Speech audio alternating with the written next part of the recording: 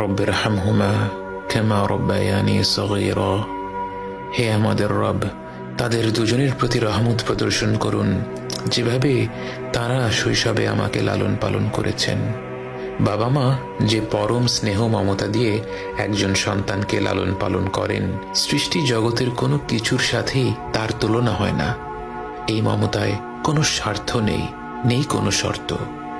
যখন আমরা আল্লাহর কাছে বাবা মায়ের জন্য দোয়া করি, আমরা পৃথিবীর পবিত্রতম মমতার কথা উল্লেখ করে রব্বুল আলামিনকে বলি, আমার রব, আপনি এইভাবেই তাদের উপর রহম করুন। বাবা মায়ের জন্য এই দোয়াটি পবিত্র কোরআনের মাধ্যমে আল্লাহই আমাদের শিখিয়েছেন। অথচ আমরা যদি শুধু বলতাম রব্বিরহামহুমা, এটাও একটা সম্পূর্ণ দোয়া। এর অর্থ, হে রব, আপনি তাদের দুজনের উপর রহম করুন। কিন্তু আল্লাহ আমাদের শিখিয়েছেন রব্বিরহামহুমা কামা রব্বায়ানি সগীরা।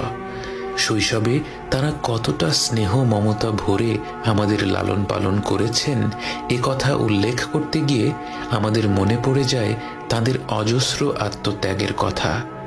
এই পৃথিবীর বুকে আমরা ভূমিষ্ঠ হওয়ার আগে থেকেই বাবা মায়ের আত্মত্যাগ আরম্ভ হয়ে যায়।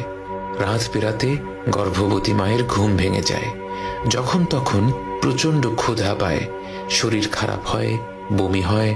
বাবাকে সর্বদা সতর্ক থাকতে হয় গর্ভবতী মায়ের যখন যা প্রয়োজন সেটার ব্যবস্থা যেন দ্রুত করে ফেলা যায়।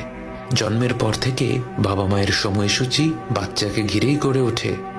বাবা মা যখন হাত তুলে তাদের রবের কাছে দোয়া করেন, তার কতটুকু নিজেদের জন্যে আর কতটুকু সন্তানদের জন্যে তা তো কেবল আমাদের রবই জানেন।